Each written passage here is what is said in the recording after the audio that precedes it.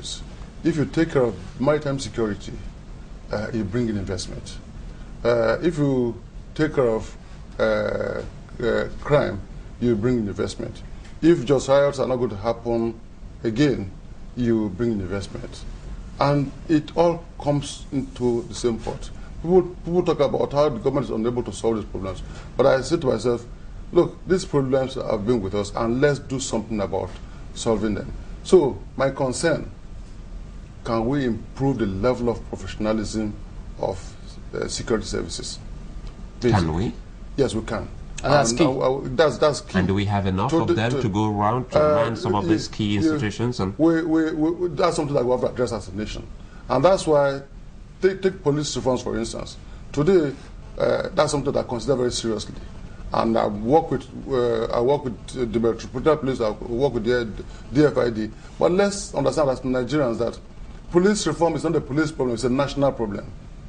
That we must make sure that the policeman we see on the road is professional, is qualified, he looks good, and is confident of what is doing as a job.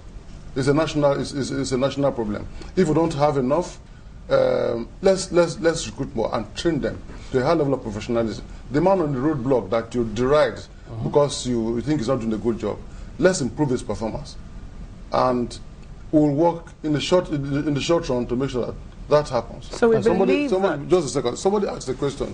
Somebody on TV before when we were on break, and they said we are making arrests after the fact. The truth also is that so many arrests are made before the fact, but when you are successful, nobody knows. It's when something bad happens. And like I said, crime being what it is, at some point somebody will always slip through the network. So, there's a lot that's been done to make sure that things do not happen. For the sake of public safety, not to panic the public, you can't keep announcing every time you succeed in making arrests. That's what I wanted to ask. Succeed in preventing an incident. Sorry, General, to butt in here. Would it be jeopardizing security information if you tell us maybe the numbers of arrests, for instance, or maybe some kind of spendings so far? Spending is difficult to analyze spending, but it's about public safety. What's the balance between making announcements that will make the public feel that they're under siege? Sometimes, if security is efficient, you want to do it so quietly that nobody knows that security is even there. That's the key. But if every day you hear about arrests being made, somebody's on TV announcing this arrest and that arrest, sooner or later, I mean, the public feels that, my God, what's there with us? The reason why Suleiman's question is important is you've emphasized good governance, and we want to believe that in all the security agencies you will be emphasizing that, and a part of good governance is transparency and accountability. Security agencies are not supposed to be emphasizing good governance. You should be emphasizing no, there is no way that you are part of the public. Good governance is not exclusive to politics. Into the offices. Do you make sure that you elect the right quality of people into offices?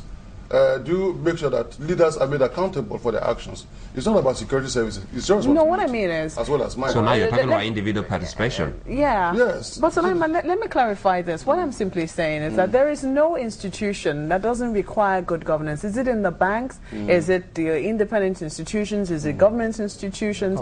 Almost everywhere you require some form of corporate governance, some form of good governance, because if you are the top, you are taking some leadership position, and some amount of transparency will be required, at least for that trust.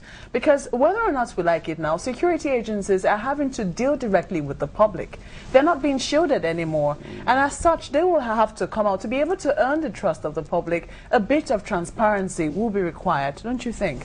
We'll be as transparent as possible for the security services. Okay. And when they're not transparent, question them. What challenges are you facing in JOS?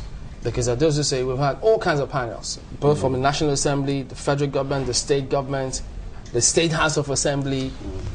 What is still going on? The challenges we are facing in JOS.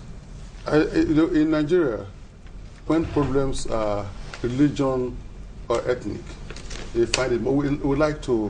The word I like to use is like plain ostrich. We don't like to bring our religious problems to the fore because we think we are going to incurred hatred of Mr. A or Mr. B.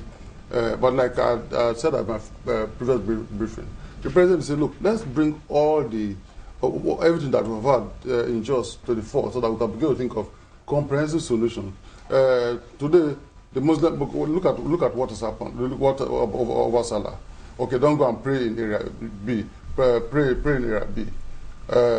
Even though security was provided, you will find they go to pray and there's a problem. Mr. A's mosque is facing a Christian's house and there's too much noise, so there's a problem. Let's accept ourselves as Nigerians, whether Christians or Muslims. In those certain areas, Jos used to be the most peaceful city in Nigeria. But today, because of ethnic and religious problems, it's become the most unsafe city. People really can't wait to get it back to that stage. Again, talking about inclusion talk, but again, good enough you're here. This is today's daily, this day. Maybe you can just clarify or react to this particular headline here. It is big, and talking about headlines, some have already taken this to town. Jos, security agencies ignored me, says Jang, and that's the governor of the state. I will say on the alternative, without trying to be confrontational, I will also say that the governor of Plateau State may have ignored security advice. I'm sorry to put it this way bluntly, because that's what I see. He's a governor. He has the interests of his people at heart, but let him be a leader.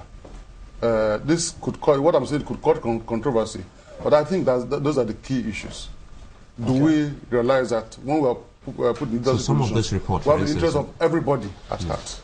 So some of this report that you get from your other security chiefs, sometimes is channeled to some of these chief security officers of different states. Yes.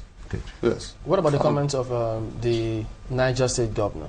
Because he was also quoted to have said that he had recommended that there has to be some sort of cooperation, border security, states that border Abuja, that if that commission or his recommendation had been listened to, that this problem would have been largely, to some extent, solved. I don't know if anybody will right to say that if states are border Abuja, the problem is not just in Abuja, it's all over Nigeria. Borno State doesn't border Abuja, Gombe doesn't border Abuja, Plateau. So those are the issues. Yes, there's really the challenges we have.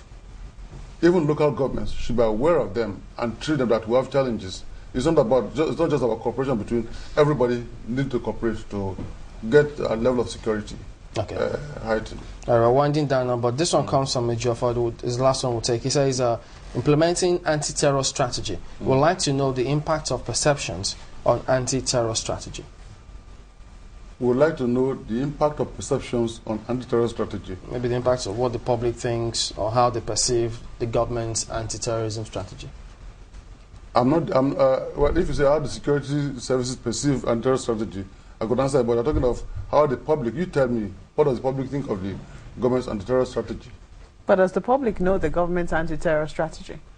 I said something earlier, that when you start the program, you just got the, if there's a strategy in place, like we have, government just signed the anti-terrorism law, just passed the law, which means that we want to do something about it. We've established